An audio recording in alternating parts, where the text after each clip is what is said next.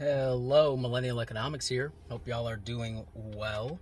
Want to touch base and tell you a little bit about a new philosophy that I am implementing in my personal finance journey. We have decided, my family and I have decided that we are no longer using credit cards. Okay. And I know this is a very controversial topic, subject, because there are so many folks out there that swear by using credit cards. They do well with using credit cards. They earn lots of points and cash back and all of that. And I am all for that. I think that's all awesome. It's not fake. It's not a scam. You can totally do that. I've done a little bit of it myself. However, my family and I, we've just done a little bit of introspection and how we behave, the psychology behind having a piece of plastic or metal in our wallet that we can always spend money on, and how that dictates our behavior. It's funny, you might think, well, they're weak-minded if they can't control their credit card spending, or they aren't disciplined, and maybe some of that's true. But I would consider myself someone that's pretty well versed in personal finance, in the benefits of investing and saving and not holding a balance and paying interest. I'd consider myself above average, especially considering how many podcast episodes and YouTube videos I've published about the matter. But what we found is that we simply spend more when we have credit cards. Straight up.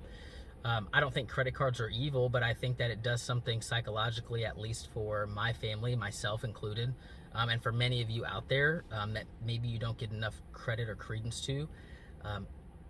Even if you spend a little bit more when you're carrying that, even if you swipe it one time per month more and spend $50 extra more or something, having that credit card, I think it can negate a lot of the use, or negate a lot of the benefit of having it, I'll say. And again, I just want to reiterate, I think there are a lot of folks out there that don't carry a balance every month, that do arbitrage and get the points and have free trips, and I think all that's great. But if you think about it, the benefits, whether it's 2% cash back, or whether you're getting trips, or you're getting a sign-on bonus, or what have you, if there are only 2 or 3 months throughout the year where you're carrying a balance over month to month, and you're paying that 15 to 25% interest rate on that balance, most of that benefit that you're seeking out is gone. So think about it. Think about how many times you've carried a balance on your credit card throughout a year. Even if it's once or twice, it can negate the benefit. I would encourage you all to be introspective and analyze your relationship with money and how you are navigating achieving your goals, and iterating and changing month to month on that. Our psychology is unique to us. Our relationship with money is unique to us, and even if it's not cool, right? Even if you think, well, I can be better than most people when it comes to credit card usage, or I can game the system and come out ahead. While that might be true, most of us out there don't. You've heard it from some people out there that credit card companies spend millions and millions and maybe billions of dollars researching how to come out ahead. And I think a lot of people think they're smarter than that, and a lot of people aren't. And I would throw myself in that bucket humbly. So yeah, we just did an analysis, and we decided to freeze our credit cards in our freezer. So what I did is I took all the credit cards that we have, because I don't want to close the accounts, and that is something that I will mention. I don't want to close the accounts because that will negatively affect my credit score. So your credit score is built up of a lot of things, and I'm not affiliated with these people, but Credit Karma has been a great tool that I use. But it shows you what goes into building your credit score, and one of them is your credit usage, right? So it's available credit compared to how much credit you've used of that available credit.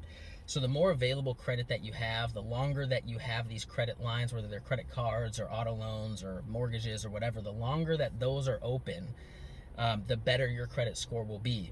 The less you are using of those lines of credit, the better your credit score will be. So I'm keeping these credit lines open. They all have zero balances, but it keeps my credit age good, long, and it keeps my usage low, because I have all of this available credit and I'm not using any of it, right? So we froze them in the freezer. I didn't cut them up. Now, Will there be times throughout the year that I will use my credit card? Yes, because I want to use these credit cards once, maybe twice a year, and pay it off immediately so that they don't close, those credit card companies don't close those accounts for me. Because if you have these credit cards for a long period of time, you never use them, they can close those lines of credit for you without even notifying you. They'll send you an email and say, hey, you haven't used this in a while, we're closing the account, and I don't want that to happen. So some things that I'll use the credit cards for, I might set up like a monthly bill, and in fact, one of my credit cards has it, a monthly bill that comes out just so I'm making sure that I'm using it and I pay it off right away as soon as I see it. Travel for work. I do travel for work every once in a while. I will bring my credit card to use for that. So again, do I think credit cards inherently are evil? No, I don't. I just think that the way that it can make us spend more even when we psychologically don't think we are, it is hard to navigate that, and I'm just taking that variable out. So we've been doing it, no credit cards, for about a month, and I tell you what, it's been so nice. It takes a little more work up front to budget out for the month and think about, what money we're going to have coming out so we can allocate for that, and it takes a little bit of extra work keeping track of that, because at the end of the day, if you're using a debit card and you go out with the friends and there's no money in the account, you can't pay for it. So you have to pay closer attention to your balances, and you have to keep track of how you're tracking with the budget. So if you've allocated $200 a month for entertainment money, you need to make sure you're keeping track of that. And there's various ways to do that. There's apps about that. I talked about the Honeydew app, which has been a little finicky for me. The way that I'm doing it is just keeping a Google Doc, and every time I use, entertainment budget, I just write it on my Google Doc and keep track of it that way. But again, being more tuned into your finances will be a result of you getting rid of the credit cards, and to me, that's a good result. You're gonna really realize how much you're spending every month, and how much maybe your spouse is spending. You guys both have to keep track of that and have good conversations about it every month, which again brings you guys closer together, brings you guys working toward a goal even more. You have to. It's forcing you guys to communicate, forcing people to communicate.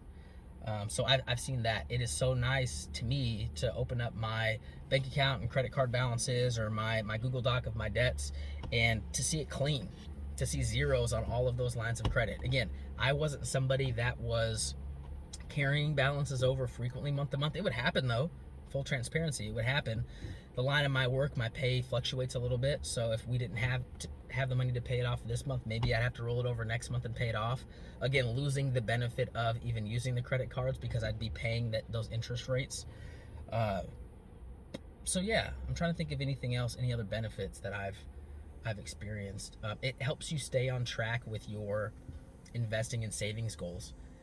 Because you're allocating this amount of money every month out of your margin to saving or investing, and because you're not racking up credit card debt, it's not throwing that off because you're only spending money you actually have.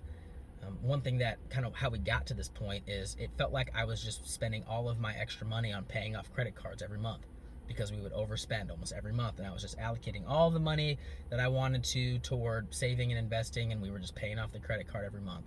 And I've already seen the benefit of not having to do that, and achieving our goals faster and getting back on track. So hopefully this is encouragement to you. If you still think, hey, he's just undisciplined and I can do better with the credit cards, more power to you. But if you find yourself struggling with overspending, hopefully this is an encouragement to you to get rid of the credit cards. Maybe you freeze them.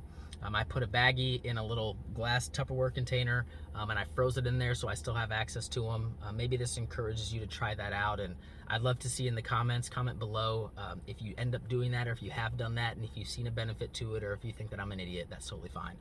Well, thanks so much for tuning in. We will talk to you very soon.